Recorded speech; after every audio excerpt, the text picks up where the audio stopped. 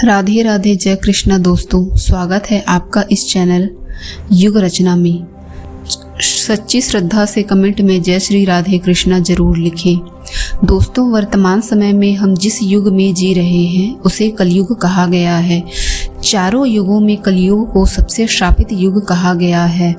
धर्मशास्त्र में भी इस बात का वर्णन है कि जब कलयुग अपनी चरम पर पहुंचेगा तब इस धरती से धर्म का नाश हो जाएगा और उस समय भगवान विष्णु कल्कि के अवतार में धरती पर अवतरित होकर कलयुग का अंत करेंगे और पुनः धर्म युग की स्थापना करेंगे।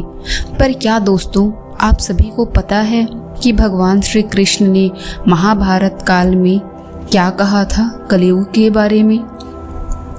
आने वाला समय यानी कलयुग कैसा होगा, इसके बारे में श्री कृष्ण ने महाभारत काल में ही वर्णन कर दिया था। इतना ही नहीं, भगवान श्री कृष्ण ने कलयुग के 5 कड़वे सत्य भी बताए थे जो आज हमें देखने को मिल रहे हैं।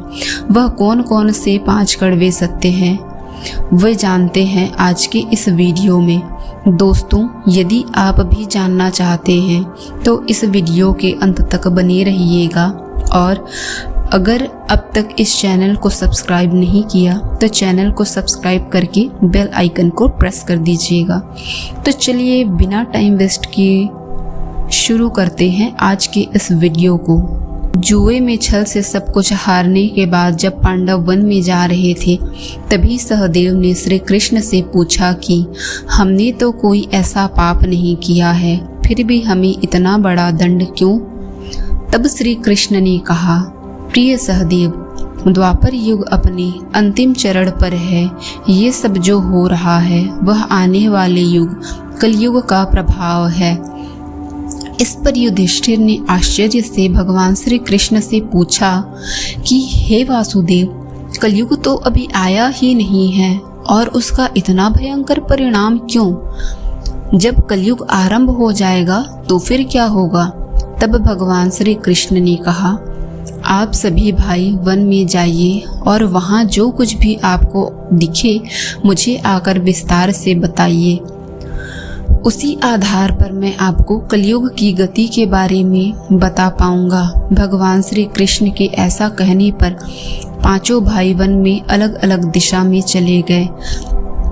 5 भाइयों ने वन में जाकर जो देखा उस पर बहुत आश्चर्य से भर उठे। युधिष्ठिर के प्रश्न का उत्तर दिया भगवान श्री कृष्ण ने। भगवान श्री कृष्ण ने मुस्कुराते हुए कहा, अब आप लोग बताइए कि आपने क्या क्या देखा। सबसे पहले युधिष्ठिर ने बताया कि हे योगेश्वर, मैंने वहाँ 2 सूंड वाले एक हाथी को देखा। इसका अर्थ क्या है? तब भगवान श्री कृष्ण ने कहा, इसका अर्थ यह है कि कलयुग में ऐसे लोगों का राज होगा जो दोनों ओर से शोषण करेंगे, बोलेंगे कुछ और, करेंगे कुछ और, मन में कुछ और, कर्म में कुछ और। ऐसे ही लोगों का राज्य होगा। उसके बाद महाबली भीम ने कहा, हे वासुदेव, मैंने एक गाय को देखा जो अपने बच्चे को इतना चाट रही थी कि वह बच्चा लहूलुहान हो गया। इस प्रश्न का उत्तर देते हुए श्री कृष्ण ने कहा, इसका अर्थ यह है कि कलयुग का मनुष्य अपने बच्चों को आवश्यकता से अधिक लाड प्यार करेंगे। उनकी अपने संतानों के प्रति माया और ममता इतना बढ़ जाएगा कि उनकी संतानों को अपने विकास का अवसर ही नहीं मिल पाएगा। कलयुग में माता पिता अपनी संतानों को परिवार की मोह माया में बांधकर रखेंगे, जिसके कारण उनका घर बर्बाद हो जाएगा। मोह माया में ही घर बर्बाद हो जाएगा। किसी दूसरे का बेटा घर छोड़कर साधु बनेगा तो हजारों व्यक्ति उनके दर्शन को जाएंगे, किंतु अपना ही बेटा यदि साधु बन जाएंगे तो वे रोएंगे, विलाप करेंगे और पछताएंगे, उसने क्या कर लिया। माता पिता की इतनी सारी ममता होगी कि उसे मोह माया और परिवार में ही बांध कर रखेंगे और उनका जीवन वहीं खत्म हो जाएगा। अंत में बेचारा अनाथ होकर मरेगा। अर्जुन ने कहा, हे योगेश्वर, मैंने जो देखा वह तो इससे भी कहीं अधिक आश्चर्यजनक था। मैंने देखा कि एक पक्षी के पंख पर वेद की रचनाएं लिखी हुई थी और वह पक्षी एक मुर्दे का मांस खा रहा था। इसका क्या अर्थ है?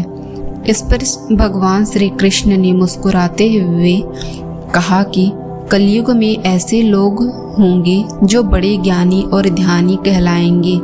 वे ज्ञान की चर्चा तो करेंगे लेकिन उनके आचरण राक्षसी होंगे। बड़े पंडित एवं विद्वान कहलाएंगे किंतु वे यही देखते रहेंगे कि कौन सा मनुष्य मर जाए और हमारे नाम से संपत्ति कर जाए। चाहे कितने भी बड़े लोग होंगे किंतु उनकी दृष्टि दूसरे के धन और पद के ऊपर ही रहेगी। सत्पुरुष तो बहुत ही कम दिखेंगे। नकुल ने कहा, भैया, मैंने देखा कि एक बहुत बड़ी चट्टान पर्वत से गिरी। उसे बड़े से बड़े वृक्ष भी नहीं रोक पाए किंतु एक अत्यंत छोटे से पौधे का स्पर्श होते ही वह चट्टान वहीं स्थिर हो गई। इसका अर्थ क्या है? इस पर भगवान श्री कृष्ण ने कहा, कलयुग में मनुष्य की बुद्धि बहुत ही क्षीण हो जाएगी और उसका जीवन पतन की ओर जाएगा और उस पतन को धन और बड़े बड़े सत्ता रूपी वृक्ष रोकने में असमर्थ होंगे किंतु हरि नाम के एक छोटे से पौधे से मनुष्य का जीवन पतन होने से रुक जाएगा। अतः कलयुग में हरि नाम ही मोक्ष और मुक्ति का एकमात्र मार्ग होगा। सबसे अंत में सहदेव ने कहा, हे मधुसूदन, मैंने देखा कि 6-7 कुएं एक साथ थे। आसपास में ही कुएं थे किंतु बीच का कुआं खाली था और बाकी का कुआं भरा हुआ था। बीच का कुआं गहरा है फिर भी पानी नहीं है। ऐसा कैसे हो सकता है और इसका क्या अर्थ है? इस पर भगवान श्री कृष्ण ने कहा, कलयुग में धनी लोग लड़के लड़की के विवाह में, छोटे बड़े महा उत्सवों में, सत्ता के लालच में बहुत ज़्यादा पैसे खर्च कर देंगे किंतु अगर किसी भूखे को देखेंगे तो उसकी सहायता करने में किसी व्यक्ति को कोई रुचि नहीं होगी। उनका अपना ही सगा भूख से मरेगा फिर भी वह लोग उसे देखते रहेंगे। दूसरी ओर मौज मस्ती, मदिरा पान, मांस खाना, सुंदरता, यौवन और व्यसन में पैसे उड़ा देंगे किंतु किसी के 2 आंसू पोंछने में किसी को कोई रुचि नहीं होगी। कहने का तात्पर्य यह है कि कलयुग में अन्न के भंडार तो बहुत होंगे लेकिन लोग भूखे से मर जाएंगे। लेकिन जो लोग ऐसी आदतों से दूर रहेंगे उस पर कलयुग का नहीं बल्कि परमात्मा का प्रभाव होगा। तो दोस्तों, ये थे कलयुग के 5 सत्य जो भगवान श्री कृष्ण ने पांडवों को बताए थे और आज ये सब हम अपने आसपास भी देख रहे हैं।